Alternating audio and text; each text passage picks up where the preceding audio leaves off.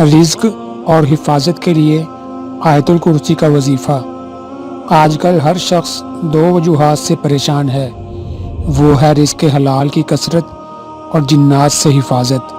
یہ وظیفہ انہی کے لیے ہے۔ یہ صحابی رسول کا مجرب عمل ہے۔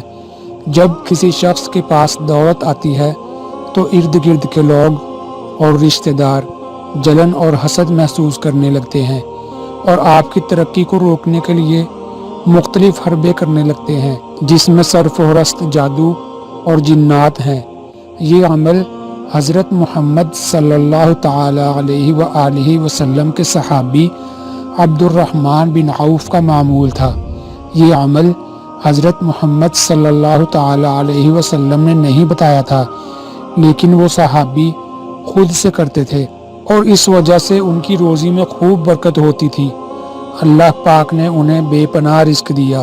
ان کی وفات پر اتنا سونا نکلا کہ اس کو باقاعدہ کاٹنا پڑا اور سونے کو کاٹ کر ان کی بیوی اور اولاد میں تقسیم کیا گیا، اور وہ خود بھی کہا کرتے تھے، میں مٹی پر بھی ہاتھ رکھوں تو اللہ پاک اسے سونا بنا دیتے ہیں۔ عمل یہ ہے کہ گھر کے چاروں کونوں میں ایک ایک بار آیت الکرسی پڑھ کے دم کر دیں، دن میں کریں یا رات میں کریں، یا ایک دن میں کسی بھی وقت ایک بار لازمی کر لیں۔ پورے گھر پر نہیں کر سکتے تو ایک ایک کمرے پر بھی کر سکتے ہیں، اس کی دولت بھی ملے گی اور گھر کی حفاظت بھی ہوگی۔ عبداللہ بن ابی بن کعب رضی اللہ تعالی عنہ بیان کرتے ہیں کہ ان کے والد کے پاس کھجوریں رکھنے کی جگہ تھی۔ عبداللہ رضی اللہ تعالی عنہ بیان کرتے ہیں، میرے والد اس کا خیال رکھتے تھے تو ایک دن انہوں نے ان میں کھجوریں کم دیکھیں۔ وہ بیان کرتے ہیں کہ انہوں نے اس رات پہرا دیا تو رات ایک نوجوان کی شکل میں آیا۔ میں نے اسے سلام کیا اور اس نے جواب دیا۔ والد کہتے ہیں، میں نے اسے کہا، تم جن ہو یا انسان؟ اس نے جواب دیا کہ میں جن ہوں۔ وہ کہتے ہیں، میں نے اسے کہا، اپنا ہاتھ دو۔ اس نے اپنا ہاتھ دیا تو وہ کتے کے ہاتھ کی طرح اور بالوں کی طرح تھا۔ میں نے کہا کہ جن اسی طرح پیدا کیے گئے ہیں؟ وہ کہنے لگا کہ جنوں میں تو مجھ سے بھی سخت قسم کے جن ہیں۔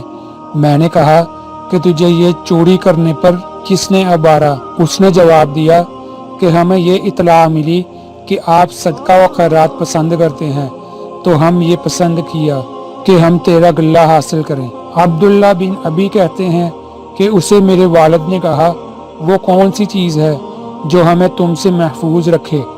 اس نے جواب میں کہا، یہ آیت الکرسی ہے۔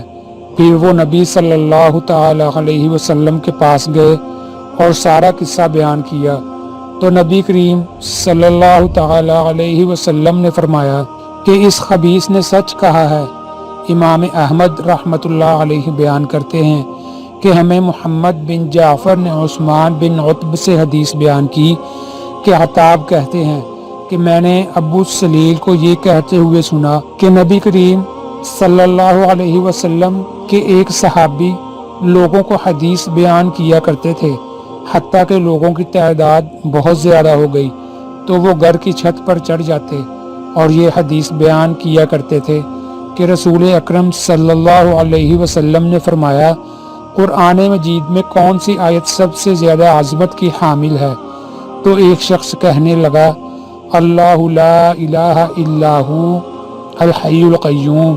وہ بیان کرتے ہیں کہ نبی کریم صلی اللہ علیہ وسلم نے اپنا ہاتھ میرے سینہ پر رکھا تو چھاتی پر میں نے اس کی ٹھنڈک محسوس کی، اور نبی صلی اللہ علیہ وسلم یہ فرمانے لگے، اے ابو المنذر، علم کی مبارک ہو۔ ابو ذر رضی اللہ تعالی عنہ بیان کرتے ہیں کہ میں نبی صلی اللہ علیہ وسلم کے پاس آیا تو آپ مسجد میں تشریف فرما تھے، تو میں بھی بیٹھ گیا تو نبی صلی اللہ علیہ وسلم نے فرمایا، اے ابو ذر، کیا تو نے نماز پڑھی ہے؟ میں نے نہیں میں جواب دیا تو نبی صلی اللہ علیہ وسلم فرمانے لگے، اٹھ کر نماز پڑھو۔ میں نے اٹھ کر نماز ادا کی اور پھر بیٹھ گیا تو نبی صلی اللہ علیہ وسلم فرمانے لگے، اے ابو ذر، انسانوں اور جنوں کے شر سے پناہ طلب کرو۔ وہ کہتے ہیں کہ میں نے رسول اکرم صلی اللہ علیہ وسلم سے کہا کہ کیا انسانوں میں بھی شیطان ہوتے ہیں؟ تو نبی صلی اللہ علیہ وسلم فرمانے لگے، جی ہاں،